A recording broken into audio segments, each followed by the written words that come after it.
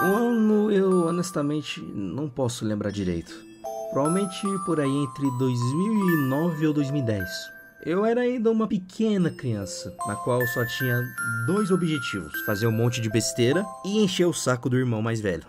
Mas fui apresentado a um mundo maravilhoso por minha família, que seria o mundo das animações 3D. Eu já tinha visto animações quando pequeno, com as duas experiências sendo o Rei Leão e o Irmão Urso. Mas na época, como eu era ainda muito bebê, eu não tinha 100% de interesse neles. Para vocês entenderem o meu ponto, eu deixei de ver o Rei Leão quando bebê quando o Simba cresceu. Mas com 3 ou 2 anos de idade, fui apresentado ao meu primeiro filme 3D de todos os tempos. Sendo ele, nada mais e nada menos...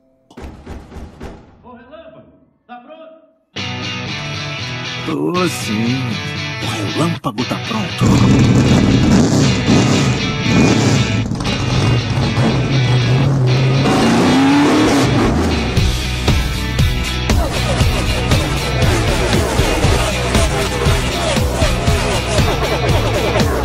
Carros. Um filme da Pixar Studios lançado em 2006, que se trata de um corredor novato chamado Relâmpago McQueen, que ao passar por uns imprevistos na sua viagem para uma corrida de desempate, acaba parando numa cidade chamada Radiator Springs, onde ele fará novos amigos e aprenderá lições de humildade. Carros pode não ser o melhor filme da Pixar, mas eu digo que ele é sem dúvidas o meu filme favorito da Pixar. Afinal, não só me apresentou ao mundo das animações 3D, como ele também me apresentou a Pixar com as suas histórias profundas e, é claro, o mundo das corridas. E nessa época eu já tinha virado fã da franquia. Meu irmão me deu a sua coleção de carros para eu brincar, vi o filme no DVD 1 bilhão de vezes e tenho quase toda a santa fala do filme em minha mente. Estamos orgulhosos! Parabéns pela derrota, rapaz! Você tem muito caráter, menino. Obrigado, Doc. Ô Relâmpago, vem cá um instantinho pra gente poder conversar. Filho, essa foi uma corrida de verdade. O que você acha de ser a nova cara da Dino?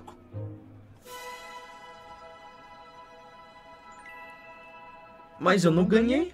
Relâmpago, há muito mais nas corridas além de vencer. Ele era tão enferrujado quando rodava por aí que os urubus voavam fácil. Obrigado, Sr. Tex, mas... esses caras da Rust-eze me deram uma grande oportunidade. Eu vou ficar com eles. Eu respeito isso com certeza. De qualquer modo, se eu puder fazer alguma coisa por você, é só dar um alô. Eu agradeço a oferta. Obrigado, viu? Aliás, tem uma coisa assim. Mas havia uma coisinha sobre essa franquia que eu nunca soube, mesmo meu irmão dizendo que já jogou isso no PC anos atrás. Só descobri isso 7 anos depois que Carros tinha seu próprio videogame.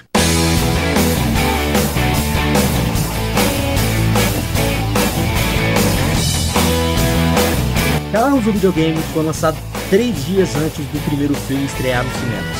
Lançado para PlayStation 2, Xbox Clássico, GameCube, PC, Game Boy Advance, PSP e Nintendo DS. Além de receber umas versões para Wii e Xbox 360, lançadas um ano depois.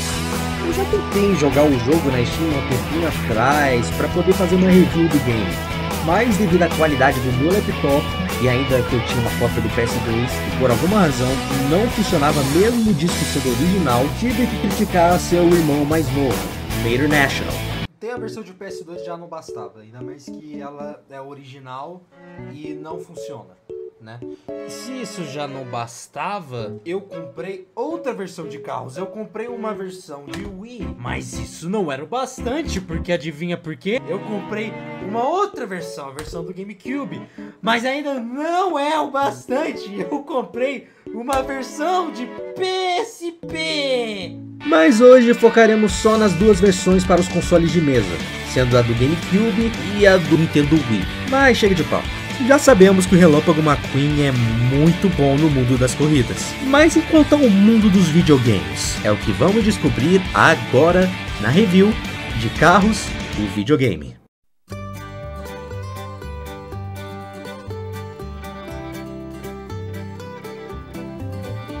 O jogo se passa depois dos eventos do primeiro filme.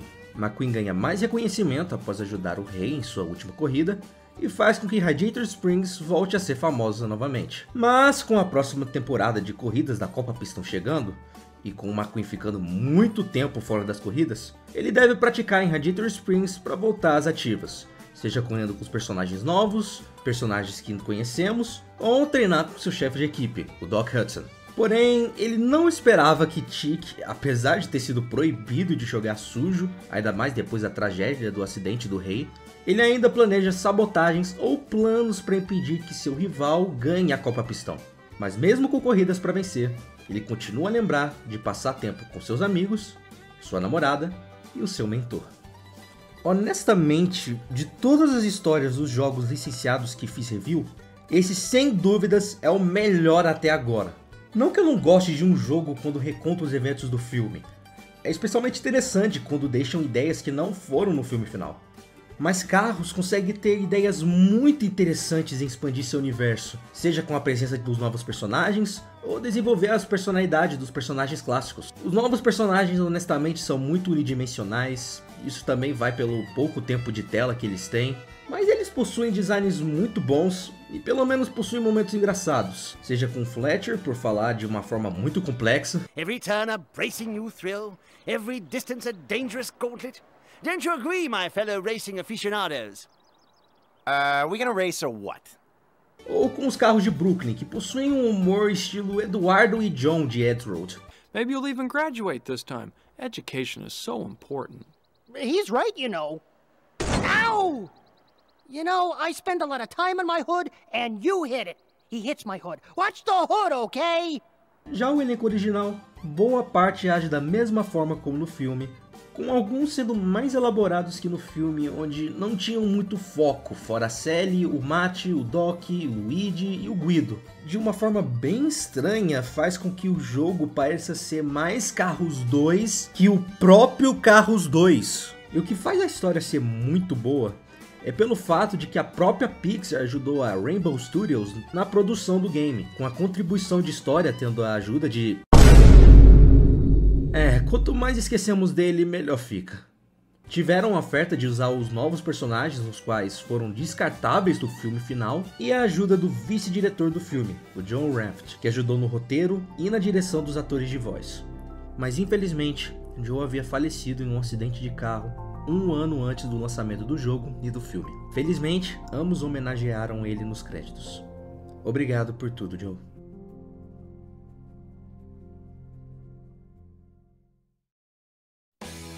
Voltando para a parte que o John Raft dirigiu os atores de voz, você deve estar se perguntando: ele dirigiu pessoas que soam como a voz do ator famoso devido ao orçamento? Não! Com a Pixar ajudando na produção do projeto, todos, e repito, todos os dubladores do filme voltaram com seus respectivos papéis no inglês. Owen Wilson, Larry the Cable Guy, Bonnie Hunt, Tony Schappell, Paul Newman, John Ratzenberg, Darryl Waltrip, Michael Keaton, até o fucking Richard Petty! Ele só aparece no modo multiplayer! Eu não duvido que boa parte do cachê foi para chamar todo mundo de volta. Mas sobre as performances em si, todos os atores fazem um ótimo trabalho. O mesmo vai para os novos personagens, e eles ainda conseguem deixar as cenas mais engraçadas e icônicas como planejavam. You sure do, Mr. Mr. Ginnell. Ginnell? Mater, what's a Ginnell? It's your name backwards. Hello? Mater, my name's not Litnig. You're not so good with the whole spelling thing, are you? So, right to go left, right? Yeah. Whoa, deep. Mas aí que vamos para um fato muito interessante. Dublagens de games eram bem raras na época.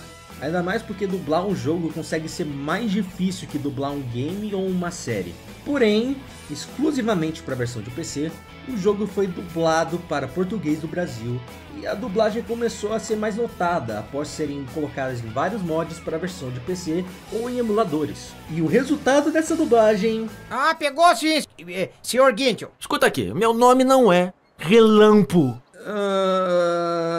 Vamos começar primeiro com os lados positivos. Começando com as vozes. Boa parte dos personagens possui os mesmos dubladores do filme, mas com algumas exceções.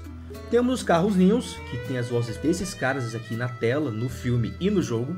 Luigi, que no lugar do Garcia Jr. é o Marco Ribeiro, conhecido por dublar o Woody do Toy Story.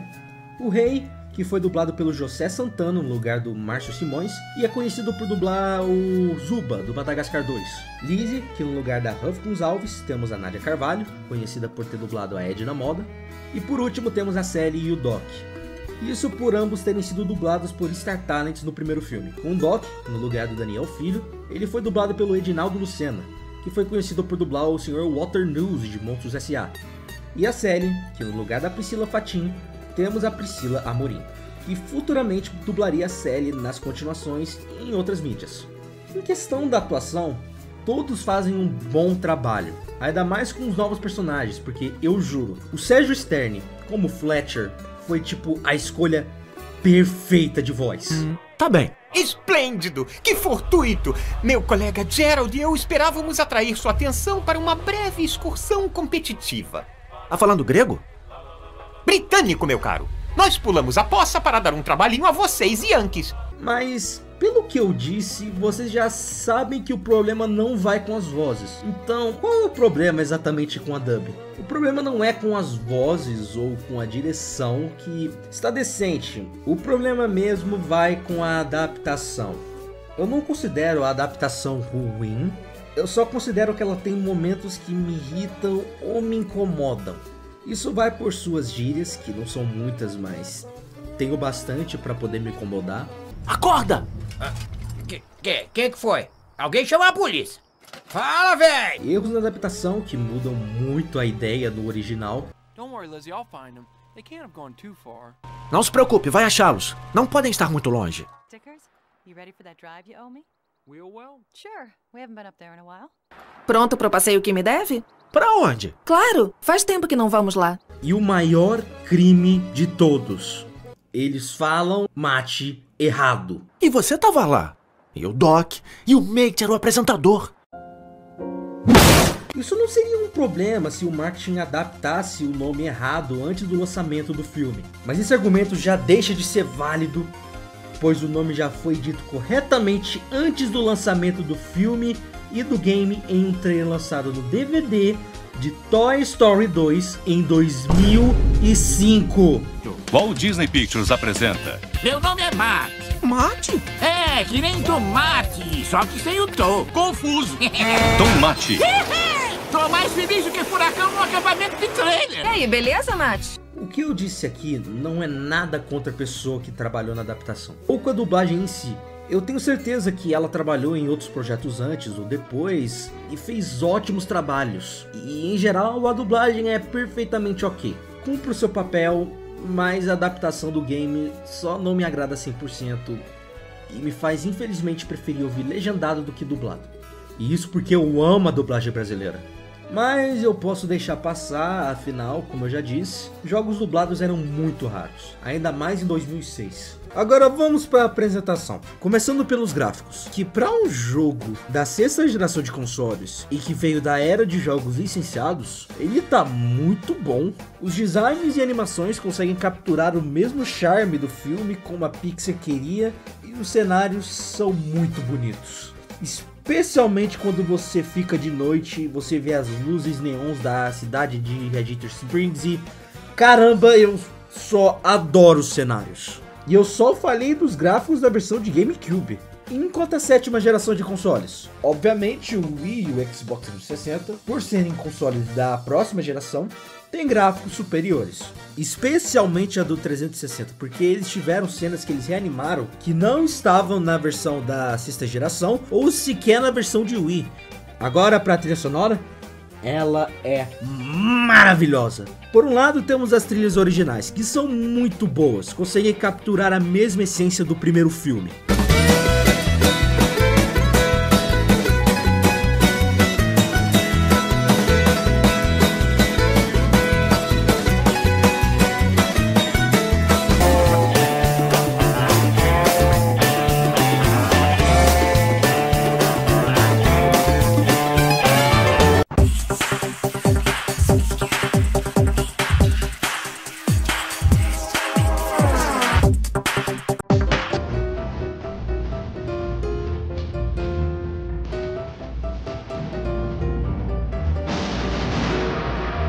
Mas, por outro lado, eles colocaram músicas licenciadas no game. Eu obviamente não vou poder mostrá-las porque copyright, mas eu adoro elas. Exceto Best Looking Guy in Town, que não me leva a mão, ela é boa, mas quando você escuta mais vezes ela começa a ficar muito enjoativa. Mas de todas elas, a minha música favorita é a Night Drive de All the American Rejects, que eu escutei mais vezes que o normal. Mas minha única crítica com a trilha sonora é que não temos Life It's a Highway. É o mesmo que ter Shrek sem All Star de Smash Mouth. Bem, é bom que isso nunca aconteceu. Agora vamos para a gameplay. A jogabilidade se trata sobre corrida e com a adição de exploração. O modo história possui 5 capítulos, e cada um possuindo seus respectivos números de eventos de corridas e minigames da Radiator Springs, na qual eles podem dar pontos altos para você poder correr nas 5 pistas da Copa Pistão e em coisas dos extras, que vamos falar sobre mais tarde. No início do jogo temos poucas habilidades, como o drift e inclinar. Mas com o decorrer do game, você libera mais habilidades, como pular levantando a alavanquinha do controle para cima e para baixo, e o boost, no qual aumenta o nível ao completar certos eventos. E como eu já acabei de falar das mecânicas básicas, vamos para os controles, os quais são muito bons. Sim, a física do jogo não é uma das melhores, ainda mais se você bater em alguém.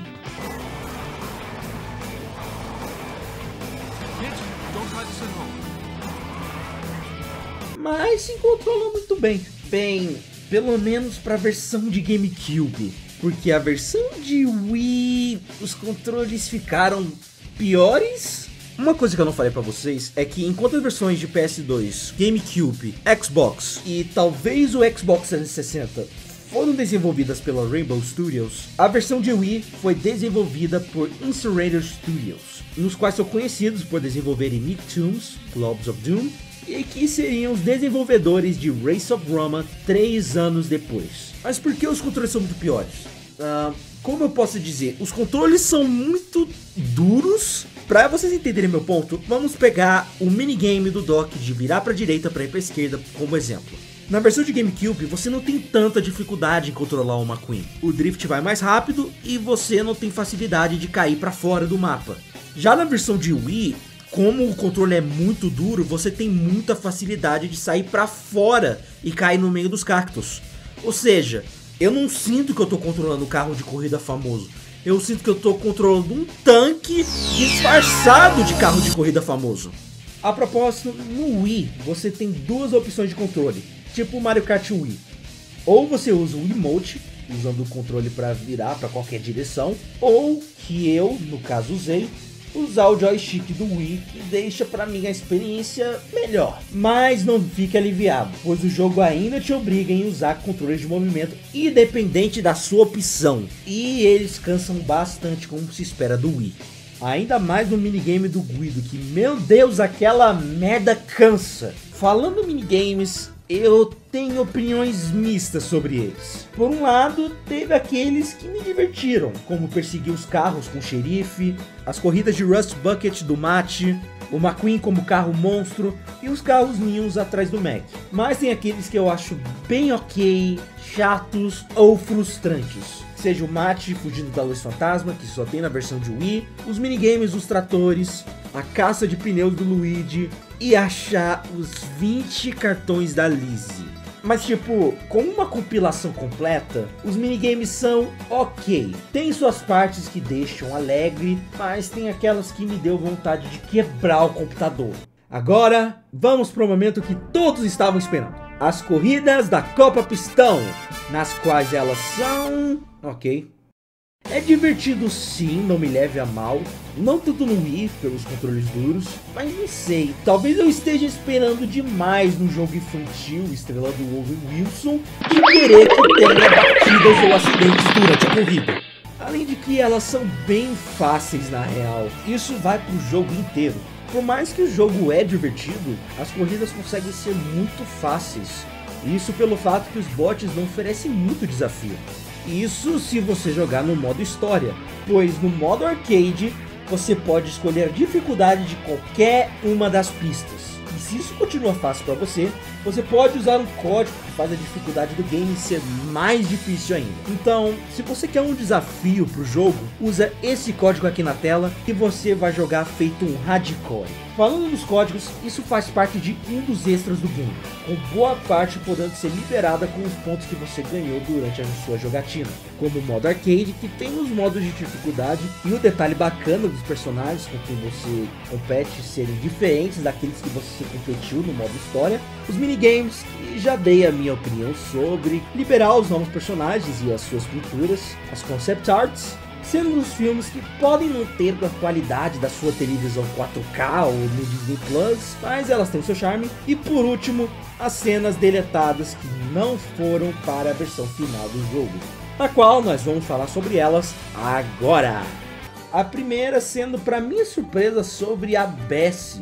Nela, o McQueen conta pro Matt que teve um pesadelo que ele tava com a Bessie em suas costas, com aparentemente tendo como ideia originalmente um minigame do Relâmpago Marquinhos consertando o asfalto com a Bessie, como foi no primeiro filme. Aí, para a próxima cutscene, o Matt conta o seu pesadelo. Em seguida temos a próxima cena deletada, na qual a gente vê o Matt puxando uns baldes no lugar dele e fala pro McQueen que ele adora usar o guincho dele para puxar as coisas, mas o que ele gosta mais é de guinchar os outros. E depois disso a cena vai basicamente assim. Que tal um pouquinho de safadeza? Olha só, eu preciso de um tempo, tá? Espera lá fora um pouquinho, porque eu preciso dar uma barrigada. Isso foi pressão demais. Agora essas últimas duas eu ia amar se estivesse na versão final. Com a primeira sendo Ramon, dando pro McQueen a sua roupa de voo e desafiando ele a correr em direção a uma rampa com ela. Não só ia ser muito legal ver pelo menos um pouco do Ramon, já que no jogo final ele não é muito explorado comparado a outros personagens, como também um carro voador. Cala a boca e pega meu dinheiro! Mas eu imagino que uma das razões de ser deletada seria o quão difícil seria programar um carro de corrida voador. A última sendo o Fillmore e o sargento discutindo, e o McQueen tenta resolver a situação com uma corrida. Se o sargento vencesse, uma parte da grama ia ser cortada. Se o Fillmore vencesse, ele deixaria a grama ser livre. A única dúvida que traz é se a gente jogaria com um dos dois ou com o McQueen, mas isso será algo que nunca saberemos. Enfim, vamos em direção ao final do game. McQueen, após de passar por várias dificuldades, ainda mais de perder os seus suprimentos para a corrida, ele consegue pelo menos recuperá-los e ganhar a corrida. Mas o Chick, por ser o bebê chorão que todos nós conhecemos, não aceita muito essa derrota. E por causa disso, o McQueen oferece uma proposta para uma corrida final, o Grand Prix de Radiator Springs, que além de ter sido referenciado no início do game no sonho do McQueen, esse é o seu sonho sendo realizado. 2 vezes. O Grand Prix terá basicamente 3 corridas por volta da cidade e uma corrida final na Califórnia. E após as 3 corridas tranquilas e uma sendo um pouco tensa, eu tenho que admitir, ganhamos oficialmente essa temporada da Copa Pistão, passando de um novato para um veterano. E com certeza nada de ruim vai acontecer.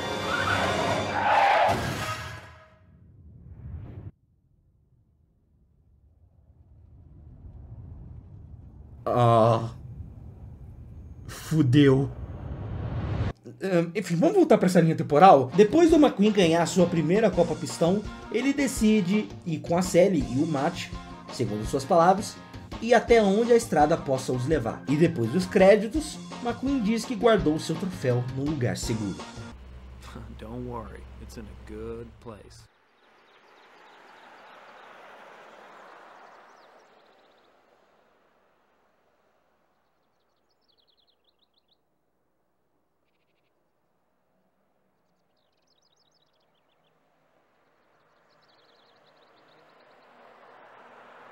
lindo. Esse foi Carros, o videogame.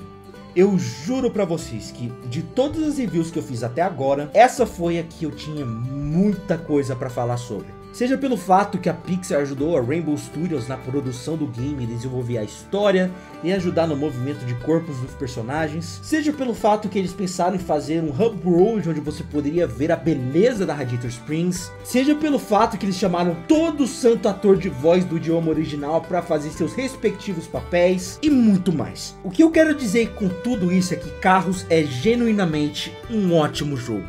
Apesar de seus problemas, como o quão fácil é ganhar dos bots, alguns dos minigames e as físicas sendo um pouco zoadas, ele possui controles muito bons, uma história que supera Carros 2, música maravilhosa e gameplay que me diverte muito. Se fosse para te recomendar qual versão, a versão de GameCube ganha um 9. Só não coloco em 10 porque eu ainda sinto uma disputa entre ele e Madagascar. Mas se você não tiver um GameCube, tá tudo bem, você pode usar a versão de Xbox clássico ou a do PS2, que são as versões definitivas. Já a versão de Wii, e eu vou ter que contar a versão de Xbox 360 porque ela também tem o problema dos controles duros, eu dou um honesto 7.5. Ele ainda é jogável, eu não considero um port ruim, mas boa sorte pra você em controlar o tanque vestido de carro de corrida. Enfim, esse foi o vídeo, espero que tenham gostado, deixe o like, se inscreva no canal e comente quais jogos vocês querem no próximo Lawrence Game Review. Enfim, por hoje é só, eu sou Jojo Lawrence e até a próxima.